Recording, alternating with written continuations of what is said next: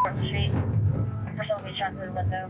Nagresulta sa barilan ng alitan sa Instagram sa Florida nang umano'y nagpaputok ng baril ang isang lalaki sa pop-up na marijuana event. Dito mismo, tinamaan siya. Dito mismo. Heto ang iyong insurance card. Dito mismo. Tinuri namin ang body camera footage ulat ng pulis at interogasyon para matukoy paano nahanap ng pulisya ang pangunahing suspek. Sabi ni Ramo, kumusta kapatid? Ayusin natin pare, aalisin ko ang ilang posas. Ayon sa pulisya at mga piskal sa Orange County, Florida, si Ramon Luis Arroyo Galva ay nagdala ng isang online na asa na alitan sa totoong buhay na kinasasangkutan ng $11 milyong.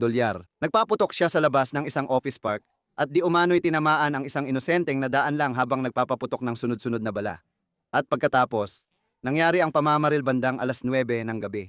Noong Nobyembre 17, 2021 nagkaroon ka. Naglabas ng surveillance video ang mga opisyal ng Orange County na nagpapakita ng lalaking nakaitim na pantalon, sapatos, hooded sweatshirt at guwantes. Sunod-sunod na putok ng bala ang tumama sa gusali, saka tumakbo ang lalaki. Naniniwala ang mga investigador na si Arroyo Galva ang lalaki at mahigit 1 taon bago siya mahuli. Kapag mas malapitan mong tiningnan ang ebidensya, makikita mo kung paano napagdesisyonan ng pulisya na siya ang hinahanap nila.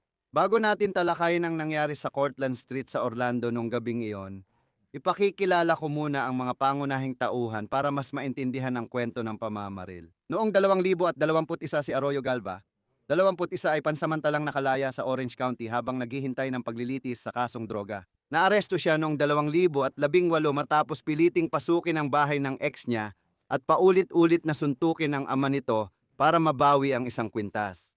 May 2 pang importanteng tao sa kasong ito na kailangan nating pag-usapan. Kinilala lang sila bilang saksi 2 at 3 sa mga dokumento ng korte ayon sa tala ng pulisya, sinumpaang salaysay, at mga warrant ng pag-aresto.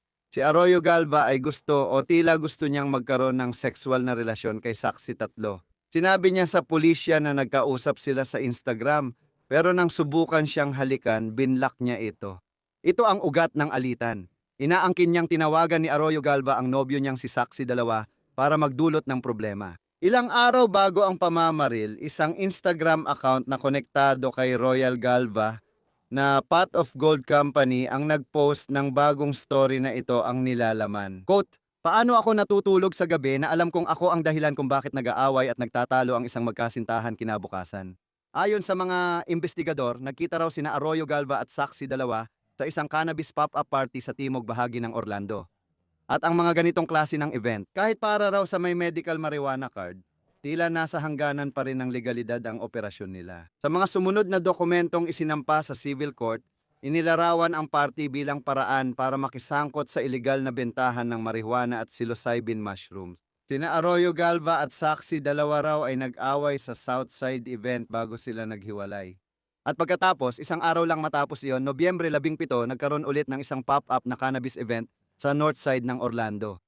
At dito tayo dadako sa lalaking sentro ng kwentong ito, ang dapat nating pag-usapan.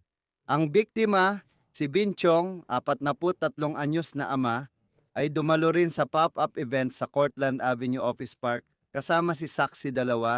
Ayon sa pulisya, nakatayo siya sa kabilang bahagi ng isang salamin na bintana na may nakatakip na kurtina nang bigla umanong magsimulang magpaputok ng walang pinipili si Arroyo Galva.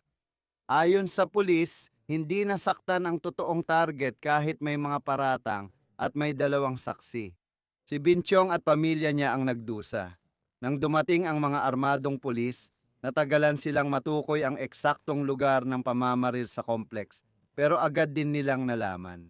Someone was coming in at Portland Street.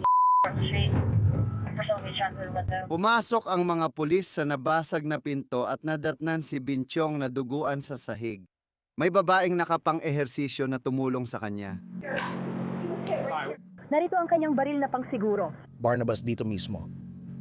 Naglalagay ako ng compression, hindi ko na alam ang gagawin ko pero pakiramdam ko hindi siya humihinga. Gusto kong simulan ng compressions. Nararamdaman mo ba ang pulso? Siya ay...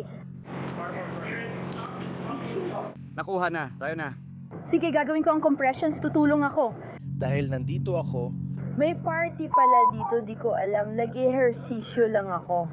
Mahalaga ito sa kaso. Maya-maya nalaman na may 2 unit sa unang palapag na konektado sa gym sa kabila.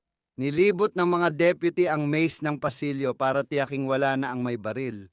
Kanya ang lahat ng ito. Dinala agad ng paramedic si Chung sa ospital ngunit hindi siya naligtas. Ayon sa pulisya, natuklasan ng medical examiner na namatay si Chung dahil sa tama ng bala sa dibdib. Natagpuan din ng mga deputy ang 18 na .40 caliber na basyo ng bala sa labas na pinaniniwalaang mula sa iisang baril.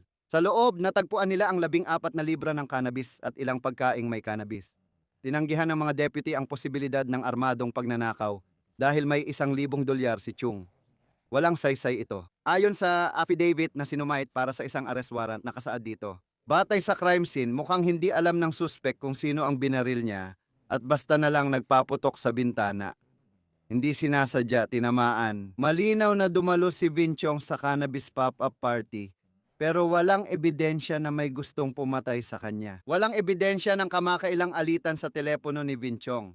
Habang iniimbestigahan ang crime scene, may mga deputy na nag-i-interview ng mga saksi. Kasama rito ang babaeng nag-eehersisyo sa gym nang biglang may putukan. Nag-ehersisyo lang ako, sarado ang pinto sa kanila.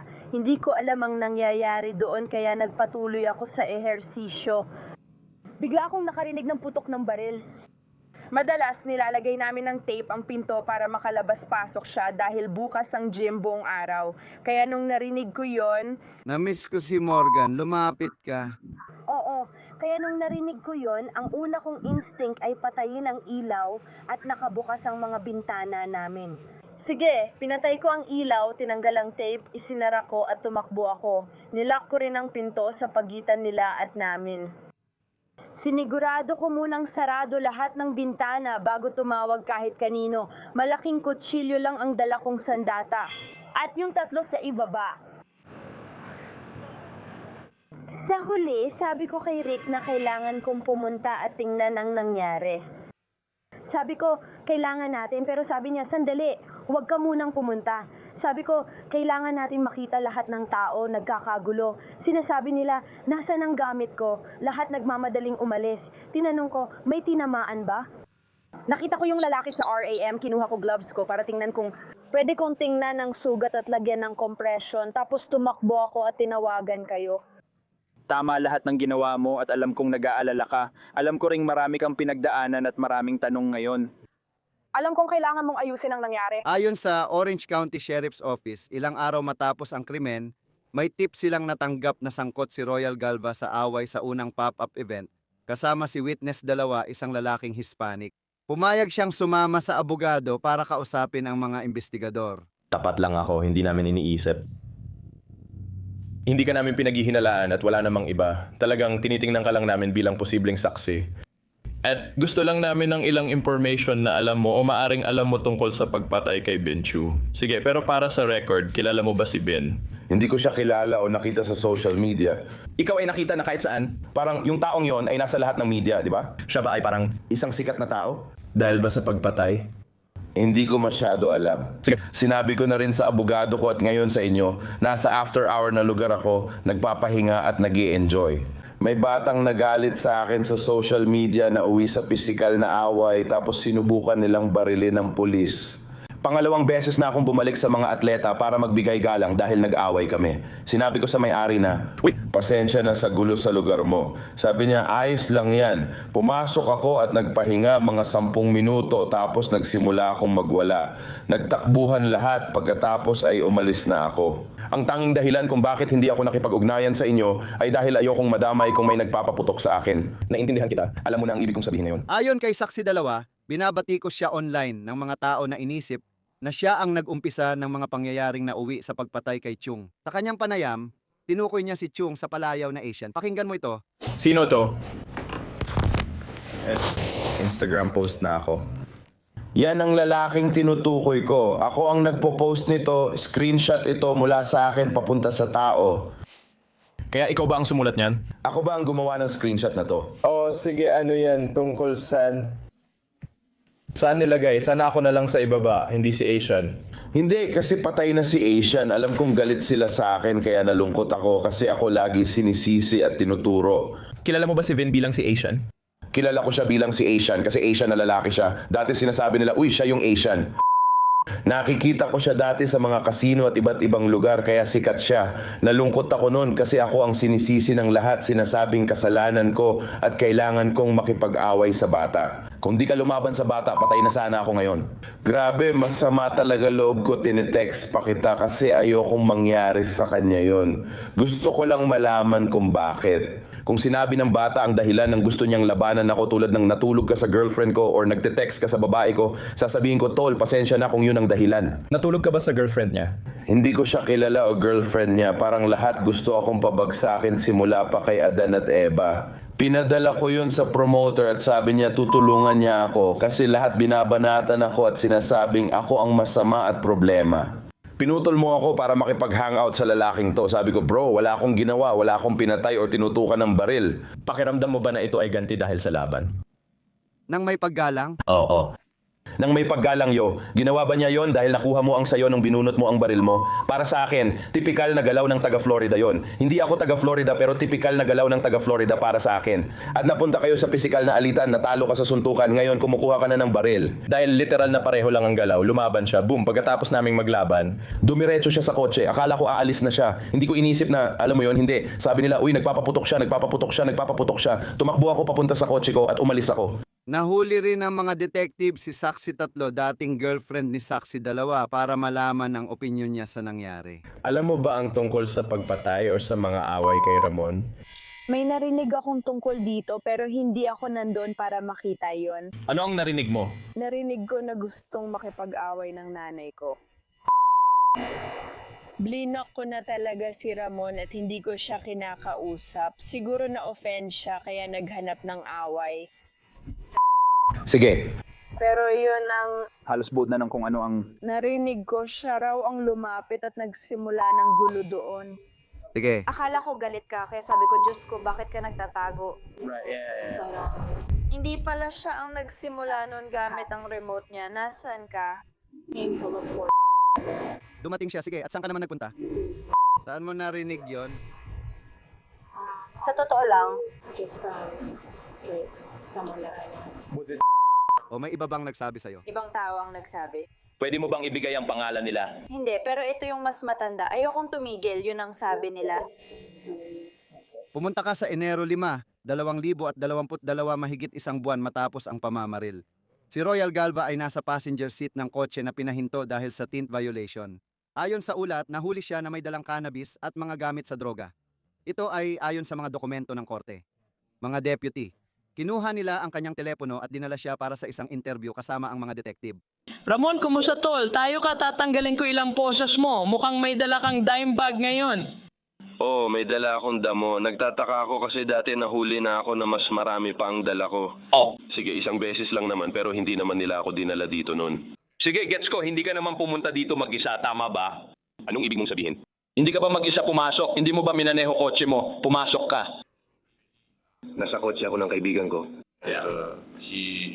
Baka nahuli kami dahil sa tint ng kotse. Di ba? Siguro ipoposas niya. Oh, pumunta na siya doon. Sabi niya hindi raw sa medical container yung marijuana ko. Kailangan kong basahin ng mga karapatan mo bago kita makausap at tanungin. Hindi kita tinatanong tungkol sa damo, wala akong pakialam sa damo, yun lang. Kaya ang gusto ko lang ay makinig ka sa akin at kung may tanong ka, sabihin mo lang sa akin. Pakinggan mo pare, hindi ako nandito para sa damo, mas malaki ang pakay ko. Sinabi sa akin na nakipag-away ka raw isang buwan na ang nakalipas sa isang lalaki sa vape shop mo dahil sa babae sa Instagram. Hindi. Naalala mo ba? Hindi ko talaga siya naaalala. Hindi mo siya tinawagan at hindi mo maalala kung nag-away kayo? Oo, naalala ko pero di ko gets ang connection sa marijuana ko. Oh, yan nga, nakipag-away ka sa lalaking yon.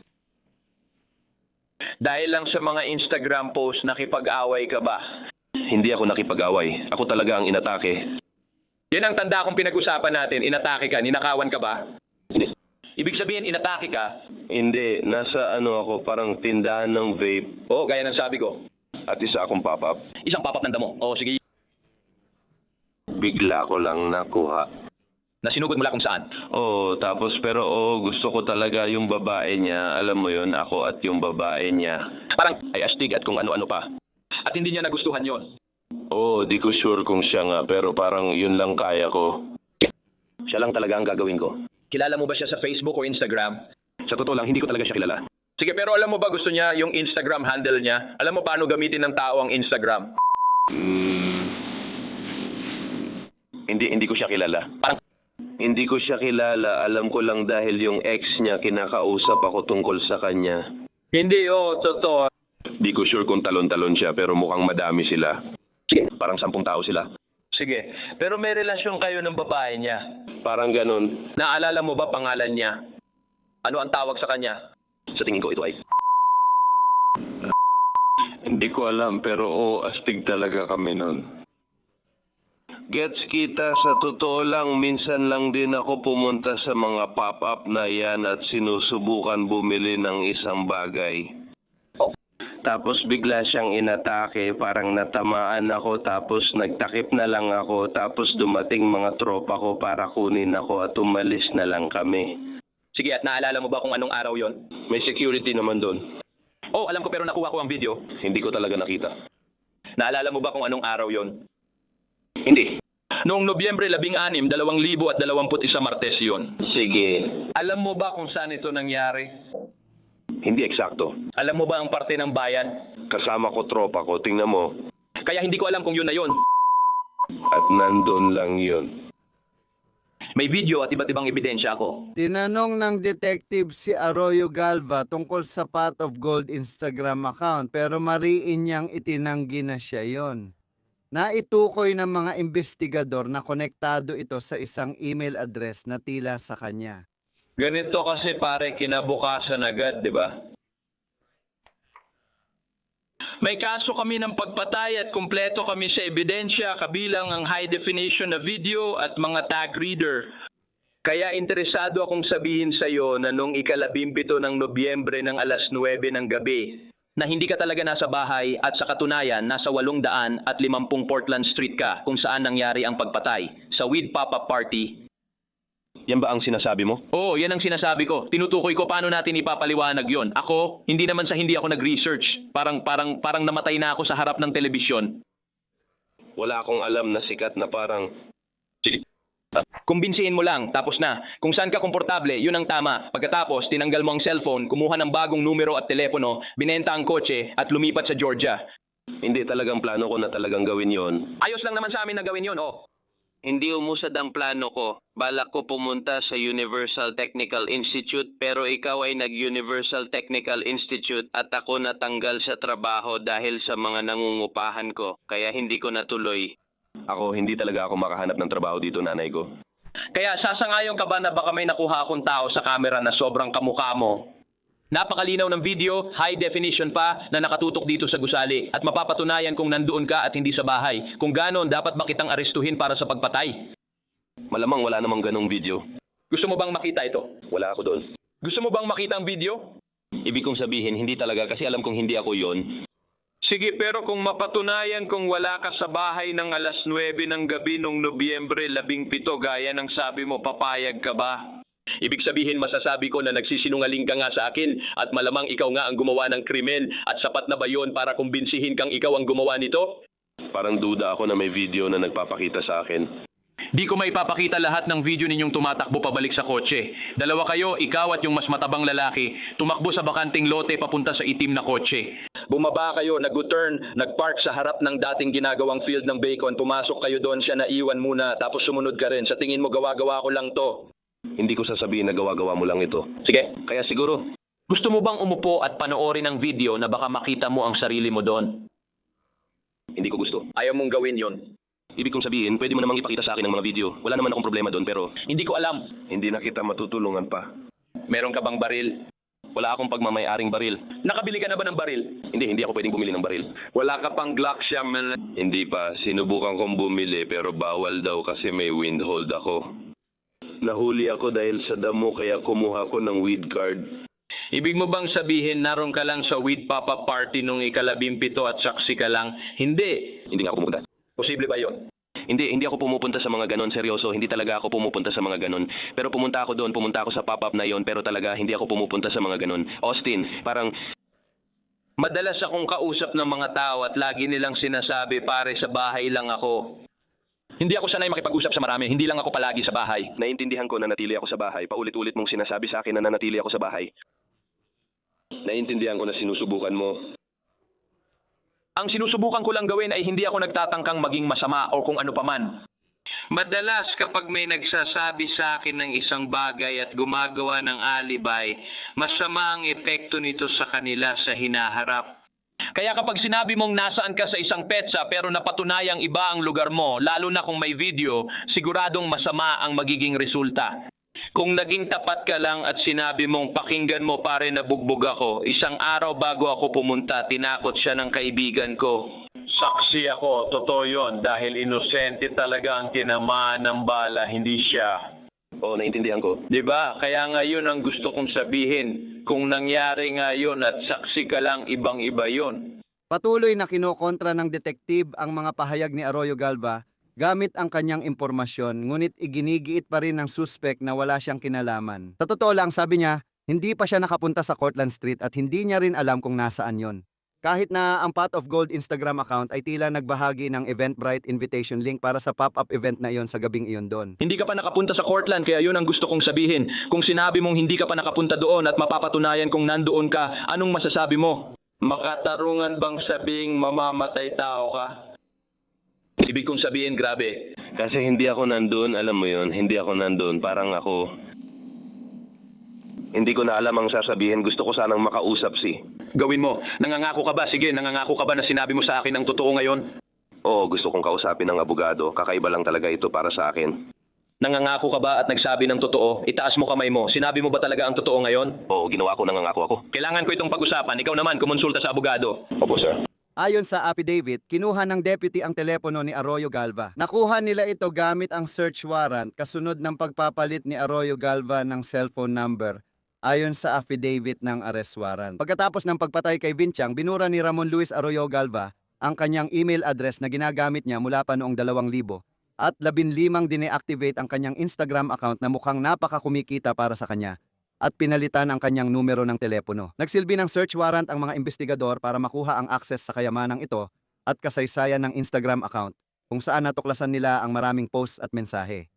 Basahin ang review tungkol kay Ramon Luis. Ipinakita sa Instagram page ni Arroyo Galva ang ilang mga video niya na nagpapakita ng Glock 40 caliber na may extended magazine. Ipinost niya sa page ang mga video ng Glock 40 caliber na baril na may extended magazine. Noong Nobyembre 1, 2 at 12, 2021 ilang araw bago pinatay si Vinchung. At isinama rin sa affidavit ang mga mensaheng ipinadala sa Pot of Gold account sa mga araw matapos mapatay si Chung. Mahalaga ito. May isang tao na nakarinig ng pamamaril at nagtanong, "Grabe bro, anong nangyari?" Tinanggal din ang account na Pot of Gold na sinasabing kay Arroyo. Sumagot si Galva, "Hindi ko pwedeng pag-usapan yan. Pagbalik ko, ikukwento ko sa'yo. May mensahe na nagsabing kaya magpapalamig muna ako sa Georgia. Pasensya fam, balik ako Disyembre 1. May nakakakilabot na mensahe na parang kilala ni Arroyo Galva ang biktima. Sabi niya ko, nakakalungkot ang nangyari, kaibigan ko siya noon. Pwedeng sagot dito. Alam ko lang siya, pero hindi ibig sabihin kasali ako. Matagal bago nabuksan ng digital technician ang teleponong kinumpiska kay Arroyo Galva matapos ang traffic stop dahil ito ay naka-password ayon sa arrest affidavit. Pagbukas nila, nakita nilang may mensahe sa Telegram. Pagbabago ng numero ng telepono, mahal kong pot. Nabago na ang iyong numero ng telepono na ibinigay ang luma at bago. Kaya muli niyang binago ang kanyang numero. Kinabukasan matapos ang pagpatay, gamit pa rin ang lumang numero. Nagamit ng investigador ang Global Positioning System para mapatunayang nasa 800 at 50 Cortlandt Street si Arroyo Galva nang mangyari ang pagpatay kay Chung, ayon sa affidavit. Nakita sa search warrant ng Instagram ni Ramon Arroyo Galva na may hawak siyang 40 caliber Glock at nasangkot sa away. Alam niya ang tungkol sa cannabis pop-up party sa Cortlandt Street noong Nobyembre 17, 2021 isang araw bago ang pagpatay. Bago ang pagpatay, isinulat ni Ramon Arroyo Galva na ang kanyang mga anak ay magdudulot ng takot sa ilang blip. Pagkatapos ng pagpatay, isinulat niyang kailangan niyang magtago sa Georgia dahil napasok siya sa gulo. Noong tag-init ng 2023 opisyal na inaresto si Arroyo Galva sa kasong first-degree murder. At sa isang tweet, isinulat ng Orange County Sheriff's Office. Masigasig na nagtrabaho ang mga detektive para matukoy ang suspect sa kasong ito. Paalala na patuloy silang naghahangad ng hustisya sa mga pinatay sa Orange County. Si Arroyo Galva ay nakakulong pa rin at naghihintay ng paglilitis. Yan ang panig ng kriminal at ngayon dadako naman tayo kay Morgan at Morgan ito naman ang panig ng sibil. At talagang nakaka-interes ito. Bago pa inihayag ng mga detective sa publiko ang suspek sa pagpatay kay Chung, nagsampa na ng kasong sibil ang anak niyang babae laban sa AK Family Holdings Limited Liability Company noong 2022. Pagkatapos inamyendahan ang reklamo at isinama ang Move Fitness Limited Liability Company bilang kasamang akusado. Ngayon, simple lang, ang AK Family Holdings ang may-ari ng gusali at pinaupan nila lahat ng unit sa unang palapag sa On The Move Fitness. Tinatawag din itong OTM sa korte at pinaupahan ng OTM ang isa di para sa iba't ibang event. Doon namatay si Binchong. Ang pangunahing punto ng kaso ay responsibilidad ng may-ari at pamunuan ng gusali na tiyaking ligtas ito. Lahat ng nangyayari sa lugar ay legal, may seguridad, alam nila ang sitwasyon at dapat tiyakin na ligtas ang pumapasok. Binanggit mo ang kapabayaan sa seguridad at ganito inilarawan ng dokumento ng korte ang papel ng bawat akusado, CP. Ang sedente ay napatay sa lugar, isang komersyal na gusali na pagmamay-ari ni akusado Achino K. Ang bahagi ng lugar kung saan nasugatan ang sedente ay sa Unit 1D. Pinaupahan ang Unit 1D kay OTM. Nasugatan ang sedente sa lugar na pagmamay-ari ni Achino K. na pinaupa kay OTM. Habang nasugatan ang sedente sa Unit 1D, nagpaputok ng baril ang bumaril mula sa pasilyo. Ang pasilyo ay itinuturing na karaniwang lugar ayon sa kontrata ng paupahan. Tandaan ang karaniwang lugar na yan. Pag-uusapan natin ulit yan ngayon. Ang punong guro ni AK ay si Ginong Kota at kay OTM ay si Ginong Payer. Balikan natin to, Ginong Payer. Pinapayagan ang mga event gaya ng birthday party, aerobics, sayaw, salsa, hip-hop at posing classes sa bodybuilding. Sa Unit 1D, tinanggap niya ang bayad para dito. Hindi sumasali si Ginong Kota sa mga ito at hindi rin tiyak kung alam niya ang tungkol dito. Noong panahon ng pamamaril at pagkamatay, ginamit ang Unit 1D bilang pop-up marijuana party. Layunin ng pop-up party ang hindi reguladong bentahan ng marijuana at psilocybin na kabuti. Pinayagan ni OTM ang mga party at tumanggap ng bayad para gamitin ang Unit 1D 3 beses na itong nangyari dati. Ayon sa paglilitis, hindi sinabi ni Ginoong Pierre kay Ginoong Kata ang tungkol sa mga party dahil hindi raw niya ito itinuring na mahalaga. Kaya, matapos ang maraming palitan ng usapan sa pagitan ng mga abogado ng bawat panig at isang paglilitis sa harap ng hurado, ang ari-arian ni Binchong ay ginawaran ng $11 milyong noong Enero ng 2025 kung saan natagpo ang 20% na responsable ang AK Family Holdings at 80% na responsable ang On The Move Fitness. Nagkaroon ng twist. Ilang buwan matapos ang hatol, may binagong desisyon na nagsabing OTM lang ang responsable sa 11M at walang pananagutan ang AK Family Holdings. Umapela ang ari-arian ni Chung para ibalik ang orihinal na desisyon at doon tayo ngayon. Sige, tulungan mo akong ayusin to. Marami talagang dapat gawin. Gusto kong i-welcome ang isang espesyal na panauhin, ang abogado ng Morgan at Morgan, si Varun Ramnarin, dito sa studio ng Roon. Maraming salamat sa oras mo. Pinahahalagahan ko ang pagpunta mo rito. Simulan natin dito. Paano nasangkot ang Morgan at Morgan at ano ang papel nila sa kaso? Tama, salamat Jesse. Nasangkot ang Morgan at Morgan sa kaso matapos pumanaw si Ginong Chung dahil may pinsan siyang kaibigan ni Dan Morgan sa aming kumpanya. Kaibigan ng sidebar. Kilala namin siya ng mabuti. Oo. Magkaibigan sila. Tinawagan ng pinsan niya si Dan at sinabing, napatay si Vince sa event. Pwede ba makatulong ang kumpanya ninyo? Ipinakilala ko ni Dan sa pamilya at sinabi kong matutulungan namin sila kaya doon kami nagsimula makisangkot. Naisip mo ba agad na may pananagutan ang mga may-ari ng property? Oo, inisip namin. Nang tingnan ang property ng insidente, nalaman namin commercial office building pala ito.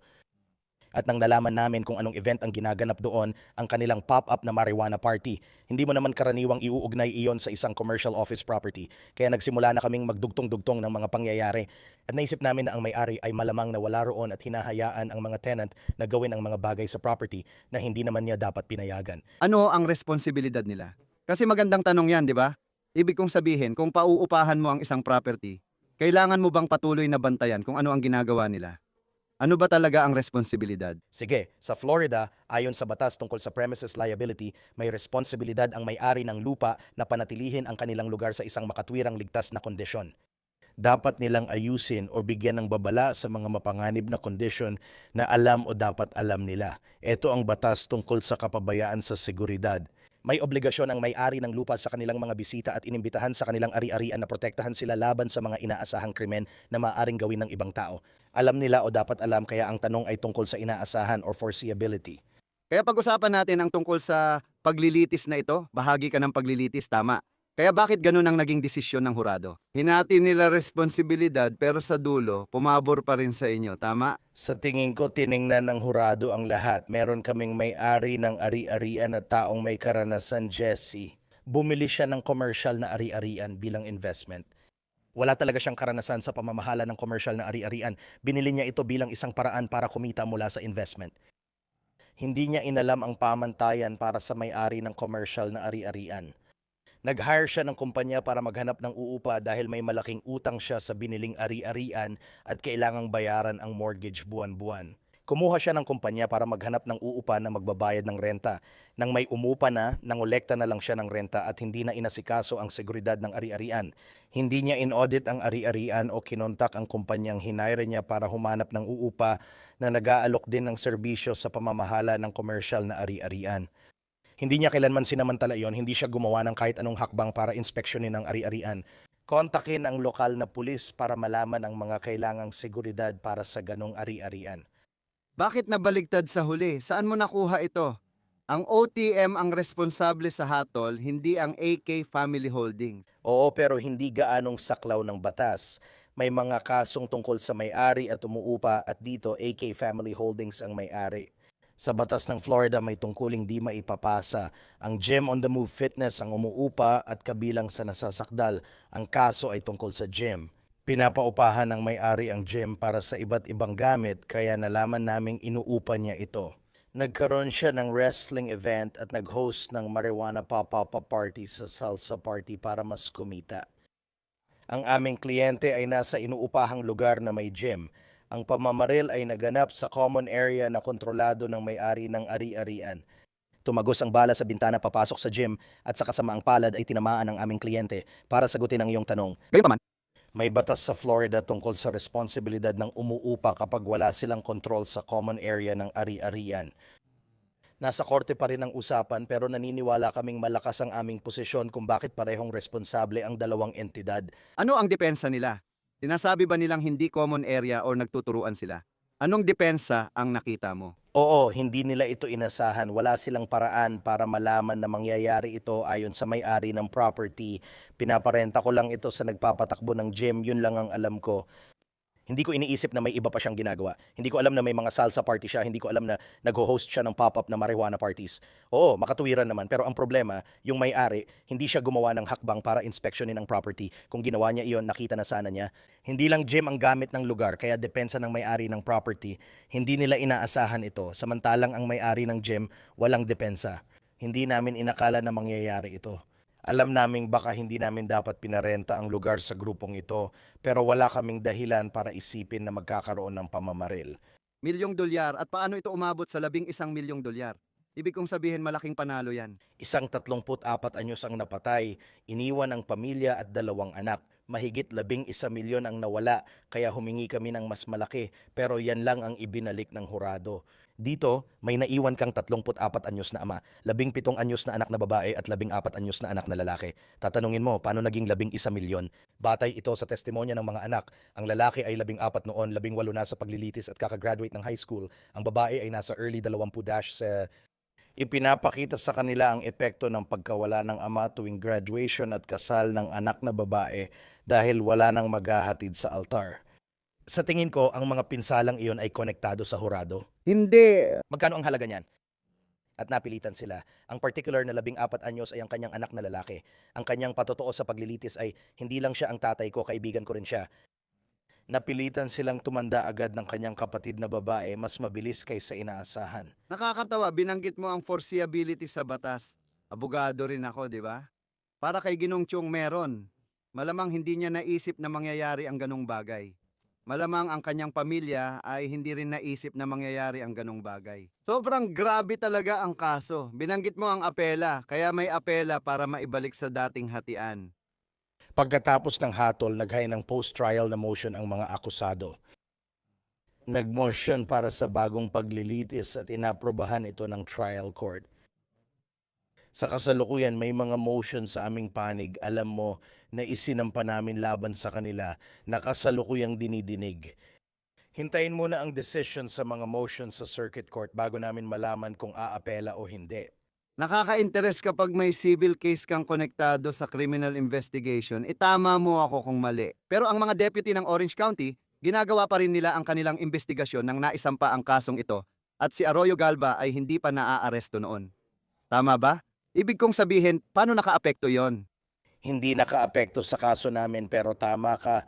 Tuloy pa nun ang criminal investigation habang nililitis ang kaso. Bago ang paglilitis, nahuli si Ginoong Arroyo Galva sa Georgia pero wala itong naging epekto. Jesse, akala mo meron pero wala. Ang Criminal Department at State Attorney ng Florida ang nag-uusig sa taong ito dahil sa krimen niya. Civil case ito, hindi natin inaakusahan si Ginoong Arroyo Galva. Siya ang may pananagutan at pumili na paputukin ang baril.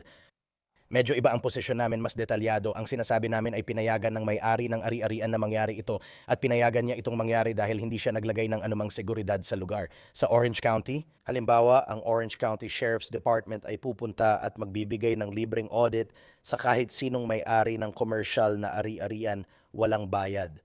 Pupunta sila, iikot nila ang ari-arian kasama ang may-ari o kinatawan ng may-ari at bibigyan nila ng ulat ang may-ari kung ano ang mga obligasyon mo sa kaligtasan.